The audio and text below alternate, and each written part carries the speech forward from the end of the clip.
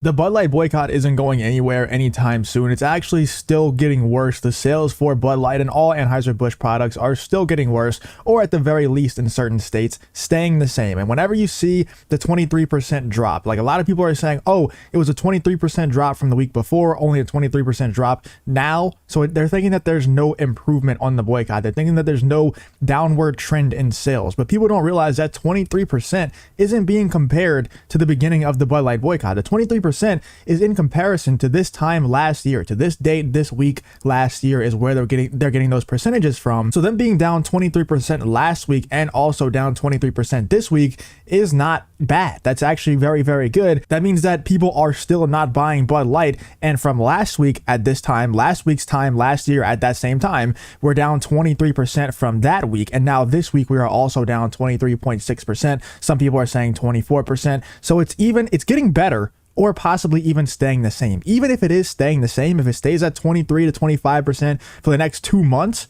that's a large chunk of money that they're losing. And a lot of people, I've said this a million times on Twitter, are trying to cope and say that 25% isn't actually that much.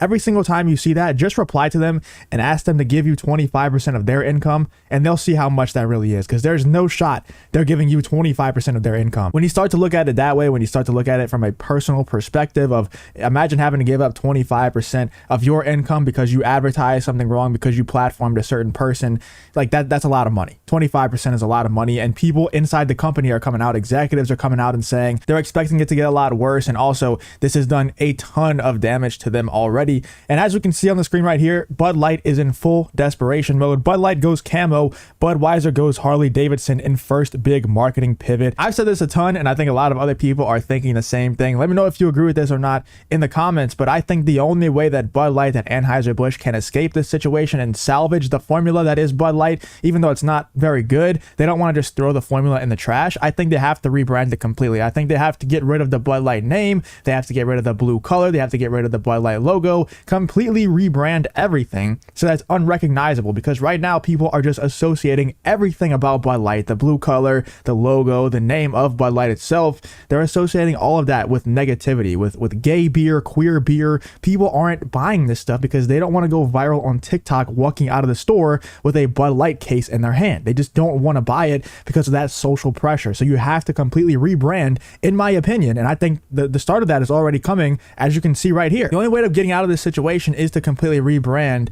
Not all of Anheuser-Busch. I think the other brands will probably be fine in a few months. People will probably not go as hard on the boycott of, the other Anheuser-Busch products. But when it comes to Bud Light, you have to completely rebrand it. And it's very unfortunate for them because it's probably their most recognizable brand, if not the most recognizable beer brand in the world. Especially when it comes to like the world of sports, because that's, I'm a big sports fan, and you see Bud Light everywhere in commercials, being sold in every store inside the stadiums. You look around, everybody that's drinking beer most of the time is drinking Bud Light. Like, it's just everywhere in that world. So it is going to be very unfortunate for them that they have to rebrand it, but it is going to be something that they have to choose to do. And I think the sooner they do it, the better, because if they wait and wait and wait, they're going to lose 25% for a year straight. And now you're looking at a serious issue. And we'll talk about this a little bit later on in this video, but people are already expecting mass layoffs within Bud Light, within Anheuser-Busch. So imagine if they wait a year, and let's just say that it drops down to 15%.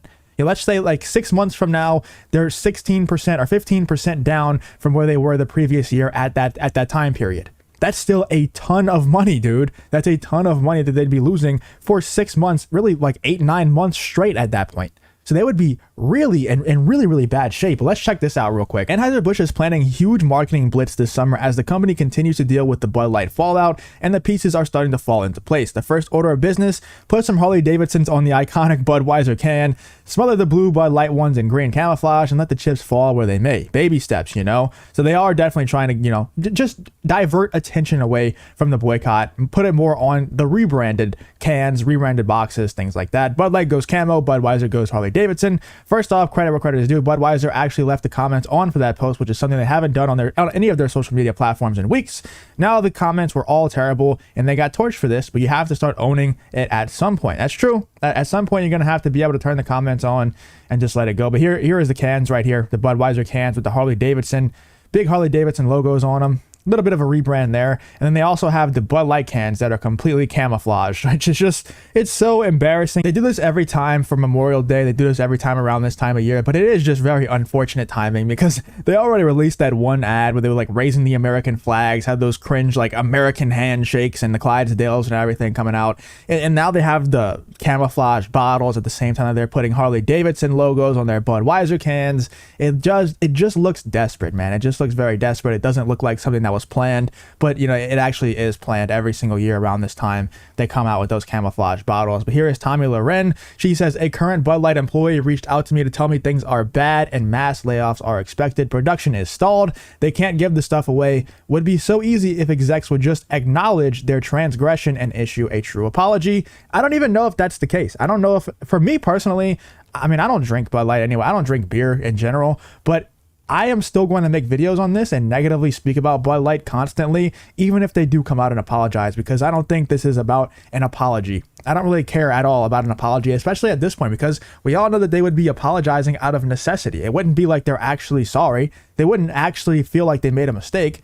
They're just sorry because they're losing a ton of money, 23% month after month from the year before. For me personally, this isn't about getting an apology out of Bud Light or Anheuser-Busch. I don't care at all about that. This is about setting an example for these other corporations, not just beer brands, not just, you know, companies like Miller Lite and Coors Light and all these other beer brands. It's not about that. It's about setting examples to all of those brands and also all the other corporations in any field that if you platform people like Dylan Mulvaney, if you platform these ideas, these very toxic ideas for the Western world, that's truly, if we let this go unchecked, it is going to ruin and cause the Western world to fall. It truly is. I know it sounds hyperbolic. I know it sounds crazy out of this world stuff, but it's going to cause the Western world to fall if we let this go unchecked. So we have to continue to set examples to these other brands that if you continue to platform this stuff, you will end up losing money. Now, it does bring up the question. Do they actually care about losing this money? Is them raising their ESG score much more profitable than actually selling things? I guess we'll have to find out. You know, the only way to find out is by truly making this boycott really hurt. So far, it has really hurt, and you can see that with the rebrands. You can see that with the, you know, if they have mass layoffs, I'm sure that something's going to happen there. So, you know, the shareholders are going to make them answer for all the sales fall off. Some heads have to roll. Somebody has to be held accountable for this. So I'm sure there are going to be some people fired. Let me know what you guys think though. Are the ESG scores, is that just too powerful? Do they just not care about them failing in the sales department? Or do you think that they'll actually end up changing their minds? And do you think this will actually set an example to these other brands, these other corporations, that if they do things similar to what Bud Light did, they could see similar fates? Let me know what you guys think in the comments about the entire situation.